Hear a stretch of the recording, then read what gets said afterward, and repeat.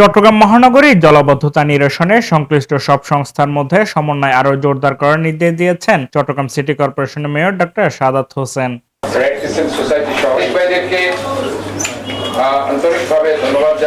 বৃহস্পতিবার বিকেলে Chittagong city corporation সম্মেলন কক্ষে অনুষ্ঠিত জলাবদ্ধতা নিরসনকল্পে গঠিত 19 সদস্য বিশিষ্ট সমন্বয় কমিটির জরুরি সভায় তিনি এই নির্দেশনা দেন। সভায় চলমান বর্ষা মৌসুমে নগরবাসীর দুর্ভোগ কমাতে খাল নালা পরিষ্কার রাখা, পানির নিষ্কাশন ব্যবস্থার কার্যকারিতা নিশ্চিত করা, চলমান প্রকল্পগুলোর অগ্রগতি পর্যালোচনা এবং দ্রুত বাস্তবায়নের উপর গুরুত্ব আরোপ করা হয়। একই সঙ্গে সংশ্লিষ্ট সংস্থাগুলো কার্যকর সমন্বয়ের মাধ্যমে জলাবদ্ধতা সমস্যা দ্রুত সমাধানে কাজ করার সিদ্ধান্ত নেওয়া হয়।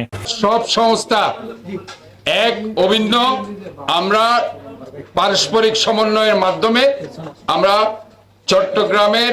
চট্টগ্রামবাসীর পাশে আছি, থাকব এবং যে কোনো ব্যাপারে যে কোনো দুর্ভোগে আমরা তাদের এই দুর্ভোগ লাঘবের জন্য সর্বাত্মকভাবে একসাথে মিলে সেটা মিনিমাইজ করব এবং কাজ করব এবং সবাই মিলেই এই চট্টগ্রাম শহরকে জলাবদ্ধতা মুক্ত একটি নগরীতে আমরা পরিণত করব।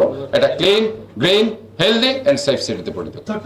সভায় চট্টগ্রাম উন্নয়ন কর্তৃপক্ষ, চট্টগ্রাম ওয়াসা, বাংলাদেশ সেনাবাহিনী, চট্টগ্রাম মেট্রোপলিটন পুলিশ, চট্টগ্রাম বন্দর, পানি উন্নয়ন বোর্ড, আবহাওয়া অধিদপ্তর, ফায়ার সার্ভিস এবং সিটি কর্পোরেশনের ঊর্ধ্বতন কর্মকর্তা সহ সমন্বয় কমিটির সদস্যরা উপস্থিত ছিলেন। Safayet Morshed, news day 24।